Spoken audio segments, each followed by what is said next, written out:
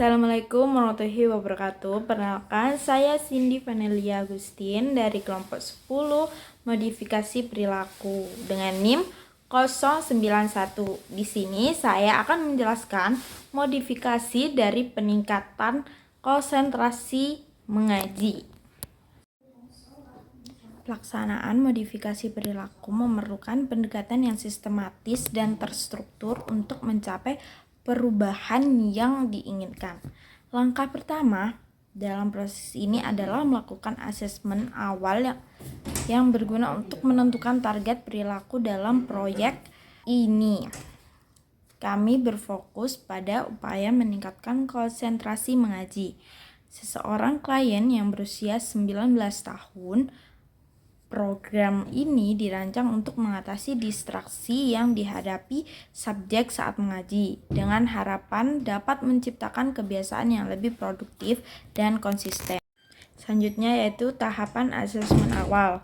Di tahapan asesmen awal ini dilakukan untuk memahami kondisi awal subjek secara komprehensif. Beberapa metode yang digunakan meliputi observasi natural. Observasi natural ini dilakukan tanpa adanya manipulasi terhadap perilaku subjek, sehingga kami dapat mengamati kebiasaan dan pola mengaji yang sebenarnya. Teknik pencatatan yang dilakukan adalah behavioral checklist, yang memungkinkan kami untuk merekam frekuensi, durasi, dan kualitas perilaku subjek. Observasi ini berlangsung selama 1 minggu dari tanggal 5 hingga 11 November 2024 dengan durasi 30-40 menit per sesi. Aktivitas ini dilakukan dengan baik secara langsung di rumah subjek maupun melalui Google Meet. Yang kedua yaitu wawancara terstruktur. Wawancara terstruktur dilakukan pada tanggal 5 November 2024. Daftar pertanyaan yang telah disiapkan sebelumnya dirancang untuk menggali informasi mendalam tentang kebiasaan, tantangan, serta motivasi subjek dalam mengaji. Yang terakhir yaitu pretest. Pretest bertujuan untuk mengukur tingkat konsentrasi subjek saat mengaji. Hasilnya memberikan gambaran awal mengenai sejauh mana fokus subjek terganggu oleh faktor internal maupun eksternal. Selanjutnya yaitu hasil asesmen. Dari berbagai metode asesmen yang dilakukan, kami memperoleh beberapa temuan penting, yaitu yang pertama, subjek memiliki motivasi pribadi yang tinggi untuk menjadikan mengaji sebagai dari rutinitas hari-hari, meskipun kesibukan kuliah seringkali menjadi penghalang. Yang kedua yaitu tantangan utama yang dapat dihadapi adalah distraksi dari lingkungan sekitar, seperti suara bising, seperti notifikasi ponsel yang mengganggu fokus subjek. Yang ketiga yaitu saat mengaji, subjek cenderung menggunakan alat bantu seperti jari, pensil, atau yang lainnya untuk membantu membaca bagian-bagian tertentu. Namun, frekuensi mengajinya terbatas, hanya mencapai 1-2 lembar per sesi. Selanjutnya, meskipun demikian, hasil pretest menunjukkan bahwa tingkat konsentrasi subjek sebenarnya cukup baik, tetapi masih perlu penguatan untuk mengatasi gangguan yang kerap muncul. Dan yang terakhir, subjek memiliki keinginan kuat untuk meningkatkan konsentrasi mengaji dan berupaya menciptakan lingkungan yang lebih kondusif untuk mendukung aktivitas mengaji. Selanjutnya yaitu rancangan intervensi. Untuk mencapai tujuan program, kami merancang intervensi berbasis teori penguatan atau reinforcement yang dikembangkan oleh B.F. Skinner. Pendekatan ini menggunakan 2 jenis penguatan, yaitu penguatan positif dan penguatan negatif, atau reinforcement positif dan reinforcement negatif. Yang pertama yaitu reinforcement positif. memberikan konsekuensi menyenangkan seperti pujian atau hadiah untuk memperkuat perilaku yang diharapkan. Yang kedua yaitu reinforcement negatif. Ini untuk menghilangkan stimulus yang tidak menyenangkan untuk mendorong terjadinya perilaku yang positif. Selanjutnya yaitu langkah-langkah intervensi. Yang pertama, identifikasi perilaku sasaran dan antecedent.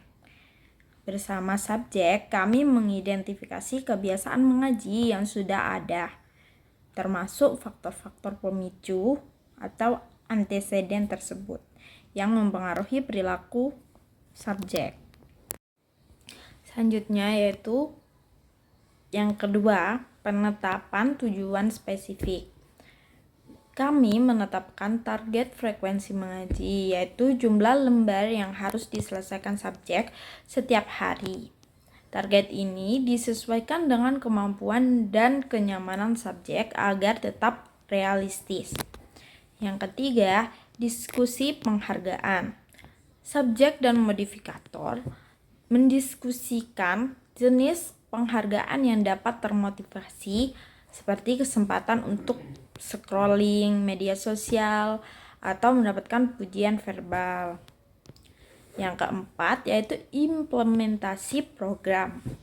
Intervensi ini dimulai pada tanggal 6 Desember 2024 di mana subjek mulai mengimplementasikan target mengaji sesuai jadwal yang disepakati.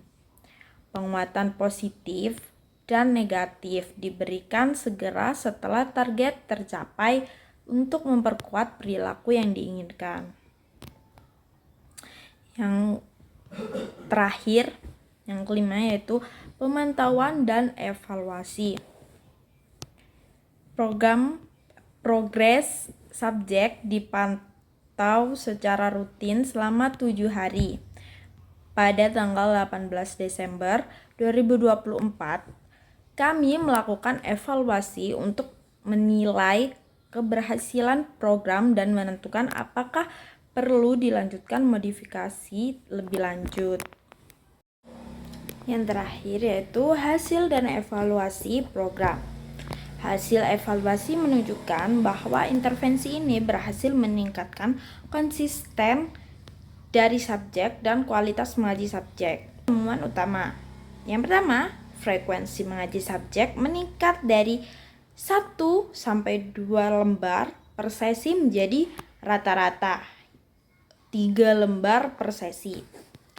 Yang kedua, tingkat keberhasilan program mencapai 85,71% berdasarkan data grafik yang menunjukkan peningkatan signifikan dibandingkan kondisi awal atau baseline.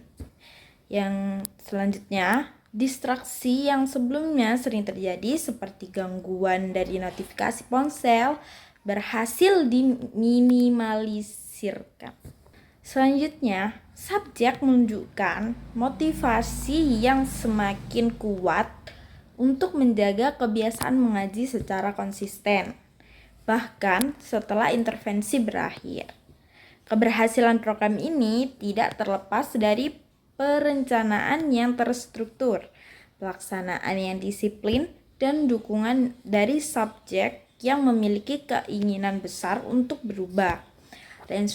Reinforcement positif seperti pujian verbal dan reinforcement negatif seperti penghilangan gangguan lingkungan terbukti efektif dalam membangun kebiasaan positif. Sekian penjelasan dari saya. Wassalamualaikum warahmatullahi wabarakatuh.